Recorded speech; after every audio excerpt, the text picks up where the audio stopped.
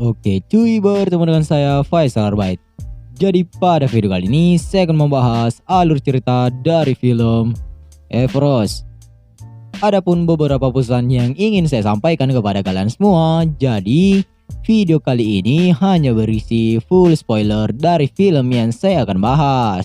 Jadi alur cerita ini saya buat sesingkat-singkatnya, sejelas-jelasnya, dan sepadat-padatnya seperti hati kalian yang tak ada isinya.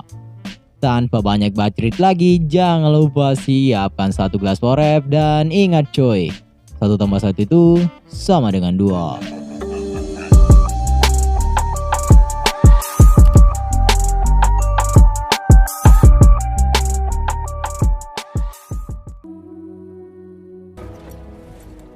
Guys, we got 2,000 feet, 600 vertical meters to Camp 4. Jadi film ini diangkat dari kisah nyata pada bencana Gunung Everest tahun 1996 dan berfokus pada upaya bertahan hidup dari 2 kelompok ekspedisi, satu dipimpin oleh Rob Hall dan yang lainnya dipimpin oleh Scott Fisher.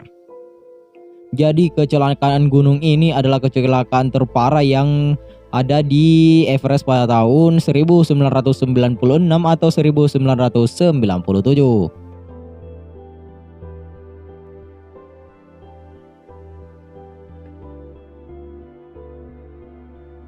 Di awal film pada bulan Mei 1996, beberapa ekspedisi komersial di base camp Gunung Everest bersiap untuk mendaki ke puncak. Rob yang mempopulerkan misi komersial Everest dan memimpin konsultan petualangan. Sebulan sebelumnya di Selandia Baru, Rob mengucapkan selamat tinggal pada istrinya yang sedang hamil yang bernama Jen. Dan ia berjanji bahwa dia akan pulang untuk menemaninya untuk lahiran.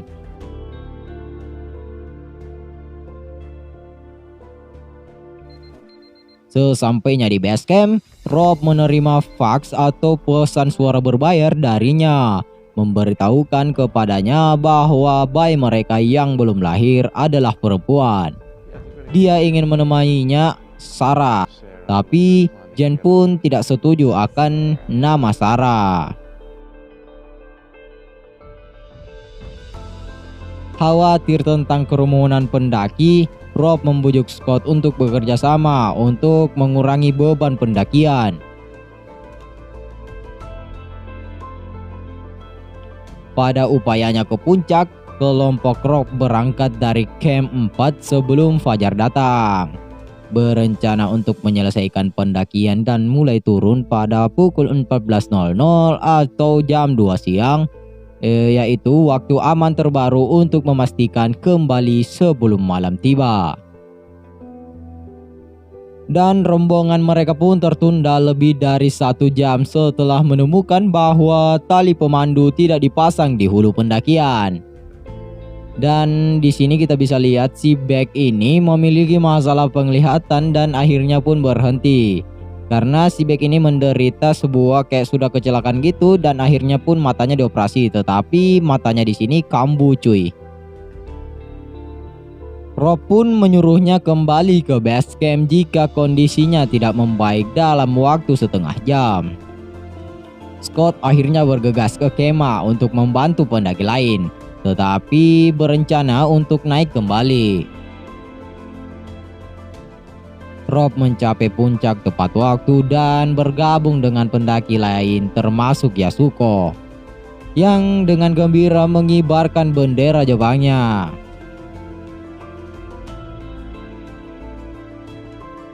Mereka pun akhirnya turun, dan Rob pun bertemu dengan Dog yang berjuang untuk naik tepat di atas Hillary Step dan memerintahkannya untuk turun. Dog bersikeras untuk melanjutkan, mengatakan bahwa dia tidak akan mendapatkan kesempatan lagi. Rob dengan enggan setuju dan mereka mencapai puncak 2 jam kemudian.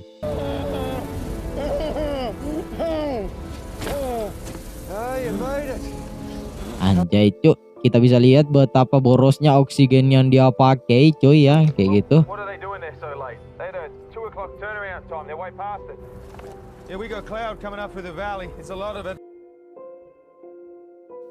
Dan mereka pun melewati waktu yang aman atau nggak sesuai waktu untuk turun cuy.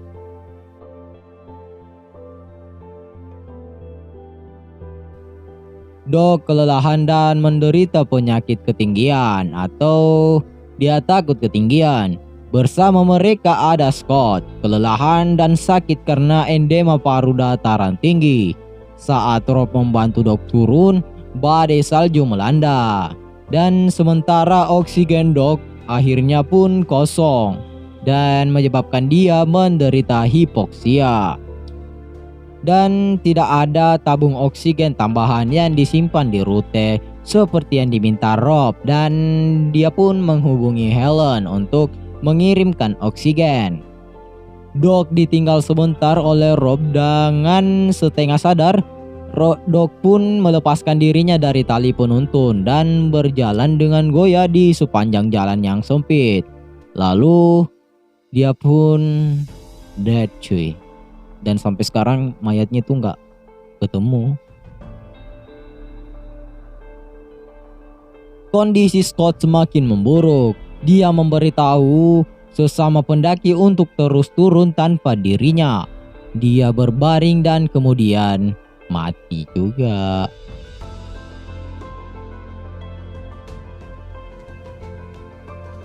Pendaki yang turun akhirnya menemukan Beck yang penglihatannya tetap terganggu. Tetapi mereka semua tersesat saat badai salju melenyapkan jalan setapak.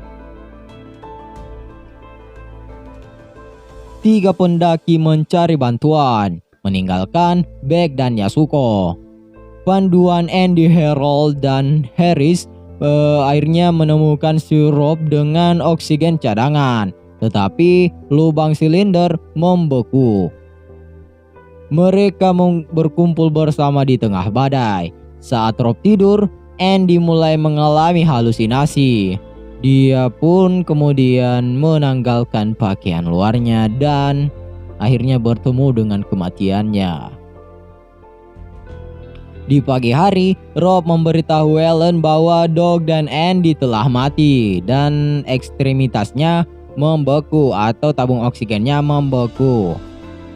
Helen menelpon Jan atau istrinya si Rob, berharap Rob akan menanggapi suaranya.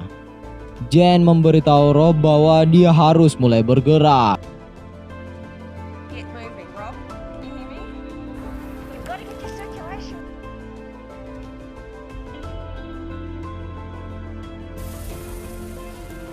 I love you. Dan si Rob pun sekarat segera setelah itu. Pendaki yang kembali memberitahu camp bahwa Beck dan Yasuko terdampar dan cuaca bagaimanapun membuat penyelamatan tidak mungkin dilakukan.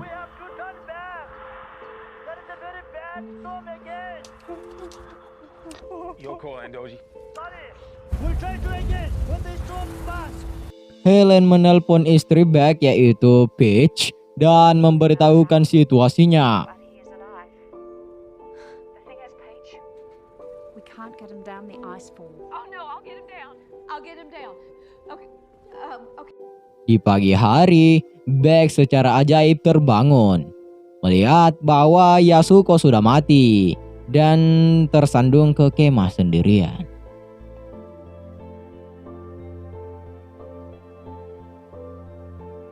Dan cuacanya pun sangat dingin dan membutuhkan bantuan besar atau membutuhkan bantuan medis yang sangat besar. Peach menelpon kedutaan besar Amerika dan mengatur jadwal helikopter. Pilot Angkatan Darat Nepal Letnan Kolonel Madan Katir Chertri melakukan misi. Ngapa kok? Ngapa kok? Bikin video, jangan dulu bikin video. Dah cuk. Peach menelpon kedutaan besar Amerika dan mengatur jadwal helikopter. pilot Angkatan Darat Nepal Letnan Kolonel Madan Khatri Chetri melakukan misi dataran tinggi untuk membawa Beck ke rumah sakit. Sedangkan salah satu pemandu Scott yaitu Anatoly menemukan tubuhnya dan memindahkannya dari jalur.